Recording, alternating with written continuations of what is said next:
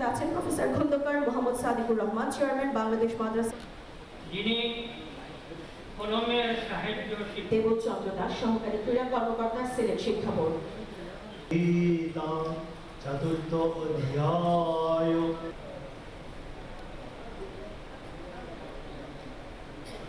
এই রাষ্ট্রটি গত ৫-৫০ বছর ধরে চলছে এবং এই চলার মধ্যে কোনো পার্থক্য নেই। একজন রেখে যায়, আরেকজন আসে। ইন্টারিম গভর্নমেন্ট আসলো, আরও ভেজাল বাড়িয়ে গেল। এখানে মাদ্রাসা শিক্ষক কয়জন আছে? হাত তোলেন তো। বেতন পেয়েছেন মে মাসে? বেতন পেয়েছেন জুন মাসে? তা আপনার বেতন আপনি পাবেন। সরকার পরিবর্তন হলে কি বেতন আটকায়? বলুন, আটকায় না। কিন্তু আপনাদের আটকালো কেন? Nobody cares what they are doing. Interim government এসে NTRC থেকে মাদ্রাসায় শিক্ষক নিয়োগ দিয়ে গেল 17,000। ভেরি গুড, ভ্যাকেন্ট আছে, নিয়োগ হয়ে গেছে, কোনো অসুবিধা আছে? কিন্তু ভাই, বাজেটে অ্যালোকেশন করবেন না? যে এই যে শিক্ষকরা আসছে, ওদের টাকা পয়সা লাগবে, এটা কি আপনি জানেন না? আমি কি জানি না আগের বছর? জি, ওখানে পরিমাণ মতো নিয়েছে, এখানে পরিমাণটা ঠিক মতো ওরা হিসাব করেননি। উনার গণেশ অঙ্কে কাঁচা ছিলেন। মাদ্রাসায় তো পজিশন খালি ছিল নাকি? খালি তো ছিল, অতিরিক্ত তো দেয়নি। Am I right? আপনি যখন অ্যাপয়েন্টমেন্ট দিলেন, সেপ্টেম্বর থেকে শুরু করেছেন, আপনি কেন সেই অ্যাকাউন্টটা করলেন না? কারণ মাদ্রাসার টিচারের জন্য আলাদা বাজেট, কলেজ টিচারের জন্য আলাদা বাজেট, স্কুলের টিচারের জন্য আলাদা বাজেট। আপনার বেতন মাসে 501 কোটি টাকা, মে মাসে এসে কোনো টাকা নেই। অন্যান্য খাত থেকে খুঁজে টুজে 100 কোটি টাকা বের করলাম। তো 100 কোটি টাকা দিলে 20 ভাগের 5 ভাগের 1 ভাগ আপনারা পাবেন মাদ্রাসার বেতন, যারা জনতা বঙ্কে আছেন, অন্যরা না। এখন আপনাদের বেতন নেই। আমি একজন সরকারি কর্মকর্তার ছেলে, আমি জানি আমার আব্বা যদি মাসের বেতন মাসে না পেত কত কষ্ট হতো। আপনার পরিবার আছে না? তাহলে government has to think forward, ahead. Budget মানে কি? আগামীতে কিভাবে চলবো সেটা এখনই সিদ্ধান্ত নেওয়া হয়েছে। কোথায় কত টাকা খরচ করব, কিভাবে বাজার করব, এই তো বাজেট।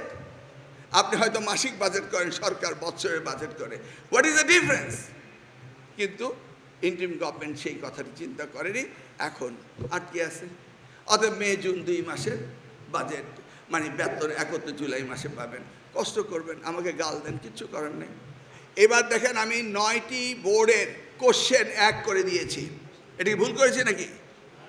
হ্যাঁ, একজন আরেকজন ছাত্রকে বলে, এই তুমি কোথেকে পাস করছো? আমি এক্স বোর্ডের আন্ডার। ও, তোর বোর্ড, এটা প্রশ্নপত্র সোজা করে দেয়। আরেকজন বলে, আমি ওয়াই বোর্ড থেকে পাস। আরে, তোমার এখানে নকল হয়। I want to get out of this situation. এখন একটি বাংলাদেশে একটি শিক্ষা ব্যবস্থা, সেখানে 9 বোর্ড 9 রকম প্রশ্ন করে। এটা কি হতে পারে? 9টি বোর্ড যদি একত্র হয়ে প্রশ্নপত্র ছাপাতে পারে, তাহলে মাদ্রাসা বোর্ড কেন পারবে না? টেকনিক্যাল এডুকেশন কেন পারবে না? উত্তর আছে আপনাদের? মাদ্রাসায় কি কমন সাবজেক্ট নেই? ইংরেজি, বাংলা, অঙ্ক, physics, chemistry, mathematics, accounting, civic science আছে না? তাহলে তারা কেন আলাদা প্রশ্ন করবে? কি কাইম সাহেব, have you ever asked this question? কি এডিসি সাহেব, কি বোর্ডের চেয়ারম্যান সাহেব, কেন মাদ্রাসা করবে না? কি আপনারা বলুন? আগামীতে টেকনিক্যাল এডুকেশন, টেকনিক্যাল বোর্ড, মাদ্রাসা board, common subject, common question হতে হবে। এই দুইজন, একজন শিক্ষকটার প্রাইমারি স্কুলে কি এই 4 মাসই হয়েছে না বিগত বছর থেকে হচ্ছে? এমনকি ইন্টারিম গভর্নমেন্ট পর্যন্ত এটাকে অ্যাড্রেস করেনি। আচ্ছা, যেখানে একজন শিক্ষক আছে, সেটা যদি মহিলা হয় আর যদি ম্যাটারনিটি লিভে দেয়, এই যে 6 বছরের একটি বাচ্চা স্কুলে ভর্তি হয়, 10 বছরে তার এসএসসি পরীক্ষা হবে। কি সাংবাদিক ভাই, আমি রাইট? হ্যাঁ, তাহলে 16 বছরে ম্যাট্রিক পাস করার কথা না? এসএসসি কয় বছরে করে? আপনার ছেলে মেয়ে থাকলে আপনারা জানেন, 17 বছরে। 1 বছর মিস হয় কেন? স্কুলে তো মিস করে না, কারণ স্কুল তো 1 এক বছরে 2তে উঠে, 2 এক বছর 3তে উঠে, 9 এক বছর 10-এ উঠে নাকি? ওখানে তো আর সেশন জট হচ্ছে না, হচ্ছে। কিন্তু ওখানে সেশন জট লাগিয়ে দেয় যে আমার বোর্ডের চেয়ারম্যান সাহেবরা, ওনারা পরীক্ষা নেবেন, তো পরীক্ষা প্রস্তুতি নেবেন, সেই জন্য ওনারা সময় নেন। অ্যাডমিট কার্ড ইস্যু করবেন, প্রশ্ন ইস্যু করবেন, খাতা তুলবেন, খাতা দেখবেন, এইভাবে অতিরিক্ত কাজ করতে হয়। বছরে 12 মাসে 5টা বোনাস, 17 মাসে বেতন নেবেন।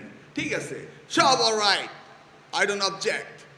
কাজ করবেন, পয়সা নেবেন, এটাতে আমার কোনো আপত্তি নেই। কিন্তু আপত্তি হলো যে 10 বছরের লেখাপড়া ক্লাস 10-এরটা ডিসেম্বরের ভিতরে পরীক্ষাটা নেওয়া যায় না। কেন নেওয়া যায় না?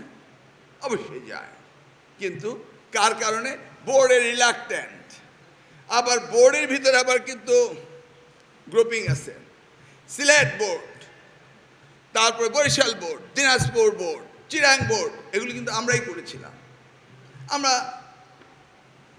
এগুলিকে বৃহত্তর ক্ষেত্রে আমরা মনিটরিং জন্য সাকসেসফুল হয় সেই জন্য করলাম। এখন বোর্ডের অফিসাররা চেয়ারম্যানদেরকে আমরা পাঠিয়ে তাদেরকে জিম্মি করে ফেলে। যশোরে গেছি, চেয়ারম্যানকে বসতে দেবে না তারা। কেন? তাদের প্রমোশনের ব্যবস্থা করতে হবে। হে বেটা, গত 17 বছর যে সরকার ছিল তাতে প্রমোশন দিতে পারোনি। 4 মাসের জন্য আমরা আসছি, এখানে তুমি পরীক্ষা বাদ দিয়ে প্রমোশন জিম্মিকে আটকা, চেয়ারম্যানকে আটকা করবা। যদি তাই করো, আমিও ট্রান্সফারেবল সার্ভিস করে দেবো।